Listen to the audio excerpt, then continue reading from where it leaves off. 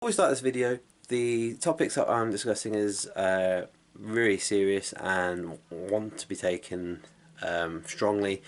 I'm not taking the piss of any way, and if you know anyone or if yourself is dealing with any addiction and stuff in this video that we're covering, then please look for help and guidance to come over it. Okay, back to the video. Hi guys, how are you doing? Welcome back to another video with your boy Steve Vlogs. I hope you've been well through this pandemic time. I'm still waiting to go back, and I've got to say sorry for not uploading many videos. I'll be honest, I didn't want to cover it in this video, but I have become a little bit depressed and down these times. Most people have been, but unfortunately I didn't think it would affect me as much as it did, and it has, and I'm just sorry about that. In this video I'm basically going to go over the points of why EA are breaking the law. So this is how it's going to be laid out. EA is Electronic Arts, who are responsible of making Madden, NFL,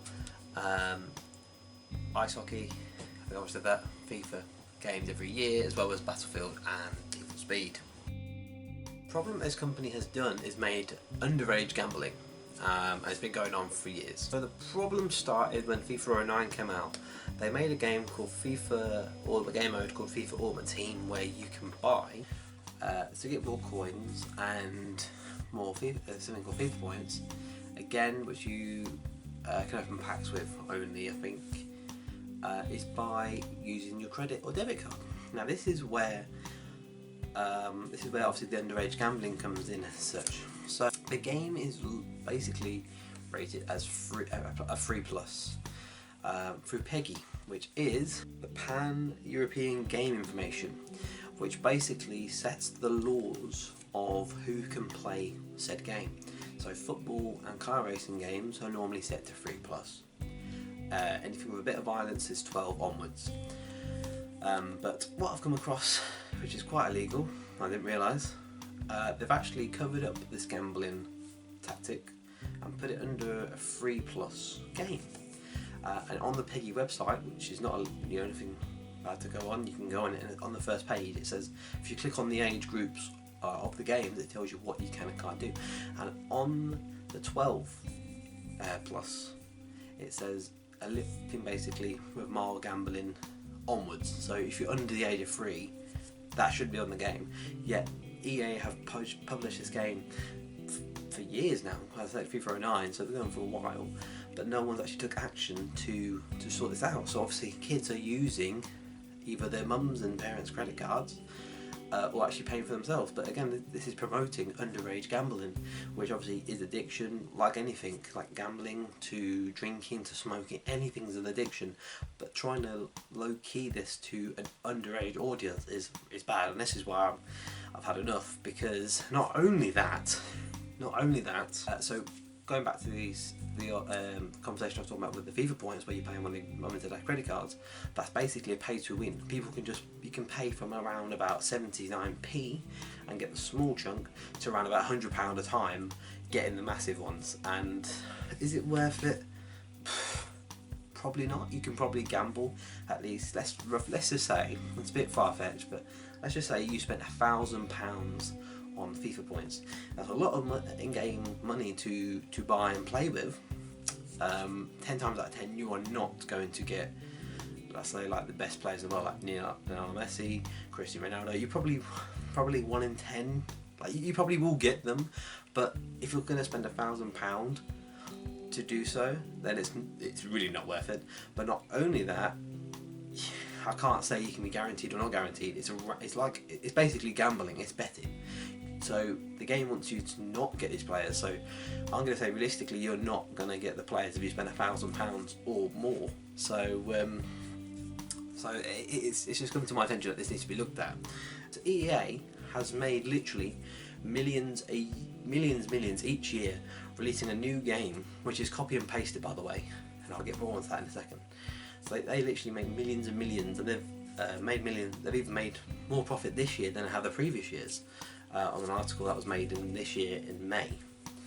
And yeah, so it really pisses me off that we've now not got any, it's not even a decent game now. So let's get back onto this topic. So FIFA 20 is the worst, literally the worst FIFA game of all time. This year's game, they have changed the way you play the game, which again is bad. Because yes, you might think, oh, why would you want to keep copy and pasting the games? That is a good question. You don't want to copy and paste the games, which I have been doing anyway. But also they've changed the mechanics for the worst. So the player collide is terrible. Now it's more about defending rather than aggression and the attacking side, which is terrible. Just everything about the game is quite bad. Like there's nothing really good about the game. There's still things that need fixing, like the servers, patches, everything. There's so many glitches that shouldn't be there, and EA have not been taking the time to make a decent game. They put one out every year and it feels rushed. As I said, copy and paste. More or less the same things are there, not many things have changed, but all they think about and care about is the FIFA Ultimate Team, because they're making the most money out, because everyone's underage gambling, which I find absolutely disgusting.